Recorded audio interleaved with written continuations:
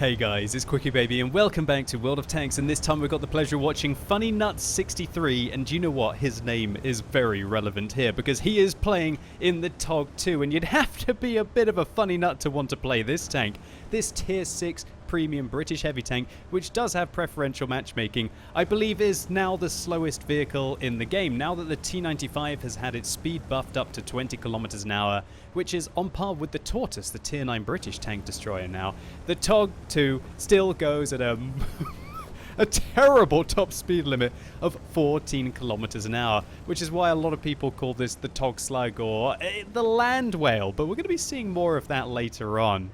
So, Funny Nuts is going to make his way towards the center of the map, and you know, about the right kind of pace. This vehicle, it doesn't go anywhere quickly, but it hopefully goes there with purpose. Maybe it's giving the time and the crew enough time to be able to brew a cup of tea inside the tank, possibly.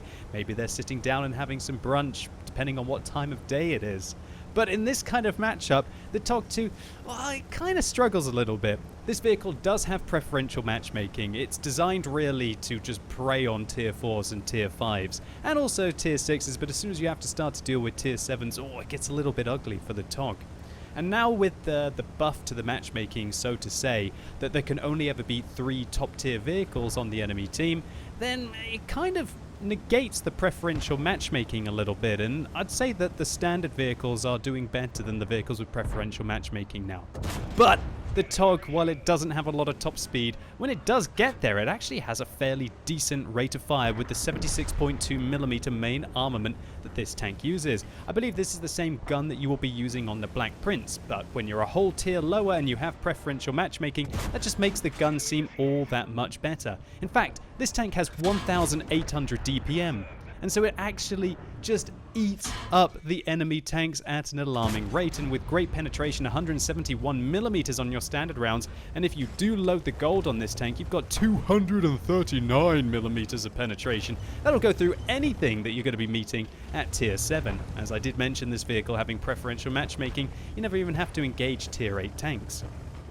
But, of course, DPM, is that really going to make up for the fact that this vehicle is as mobile as a slug or a beached whale, right? No, but the one thing that is hilarious about the TOG is, look in the bottom left-hand corner of your screen right now.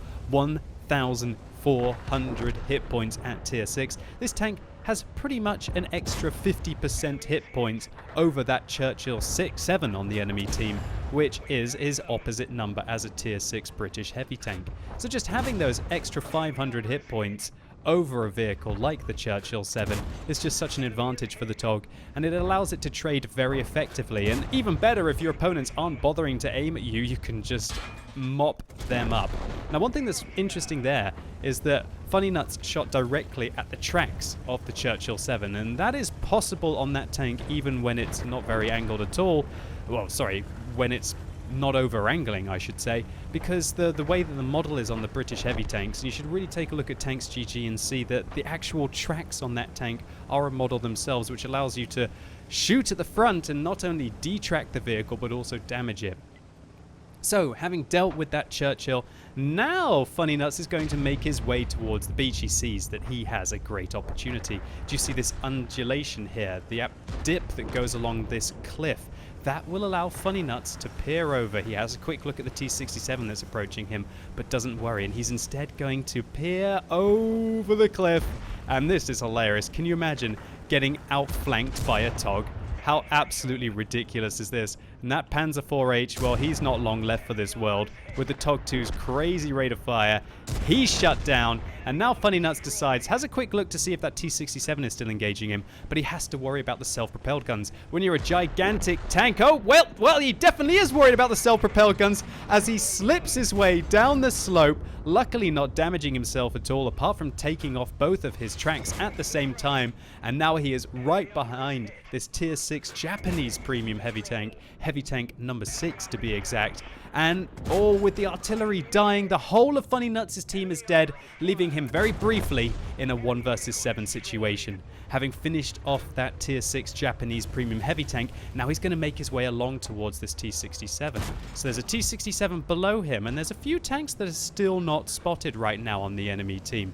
How is this T-67 really going to just stand there and allow the TOG to sneak up on him? That's definitely not the most sensible option. But oh wait, an IKV Geronimo!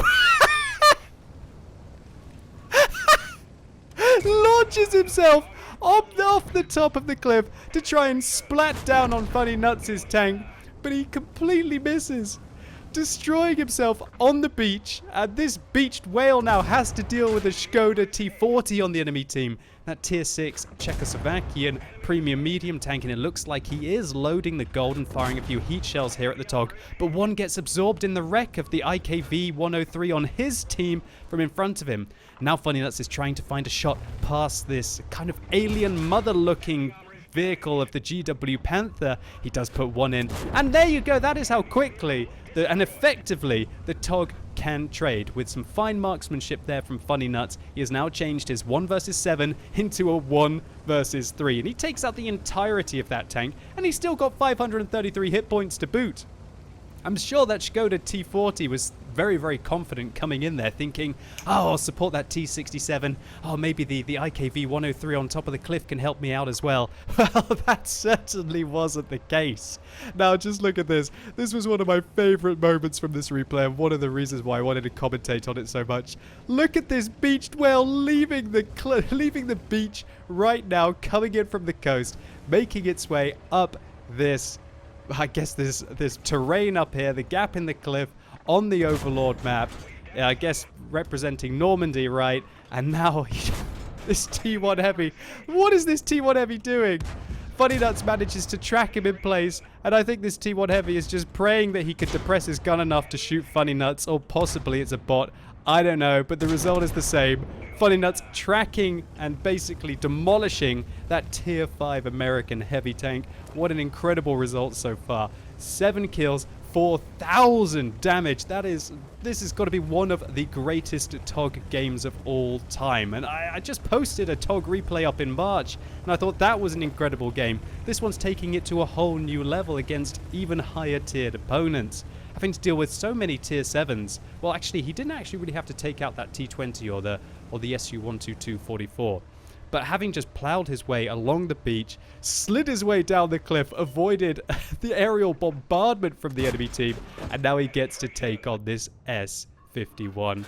Oh, this is just lovely. That S-51 thought he was so sneaky, trying to get around, to get behind the TOG, and to deliver a little bit of surprise bombardment from behind there. But Funny Nuts is having none of that, old boy, and he turns his vehicle around, goes back towards the water. I wonder if he's going to go all the way there, and shuts down that tier 7 Soviet self-propelled gun. So Funny Nuts in chat says, OMG. And yeah, you know what? I think that's the kind of feeling that I would be having right now. What kind of a graveyard has he created himself along this beachfront? What a preposterous engagement this has been. Oh, but yeah, here's our the IKV 103 completely top-ended his tank there, ends up on the roof of his vehicle along the beach. And this is where Funny Nuts' team starts to chip in the action as well. They start coming up with some hilarious comments. They've been cheering him on the whole way. One of them calls him the Exterminator. And you know what? That's probably a very good name here for Funny Nuts and his TOG II. He has been a bit of an exterminator. But he still has the threat of this Leffe, the last premium self-propelled gun, I believe, that can fire heat as well. Although, maybe, I guess the Sexton might be able to fire heat, but I'm not 100% certain about that. And this is where MG Len 15 says, Land Whale looks good on the beach. And you know what, MG Len, you are completely correct, buddy. This one is from the North American server. We can see with the flags and the Argentinian flags and the Brazilian flags there that, yeah, this truly was played on worldoftanks.com. But these comments cracking me up in the chat. Land Whale looks good on the beach, Exterminator. They're cheering Funny Nuts on. But again, this isn't completely safe right now. That Leffe has a crazy rate of fire, and it has some amazing penetration as well. And the opportunity to fire armor piercing, I believe, or heat as its premium ammunition. None of the other self-propelled guns still retain that premium tank heritage that the Leffe has of being able to fire the specific rounds to deal with heavily armored targets, which have been removed from the game now. and so TOG won't last very long, or it might get one shot even.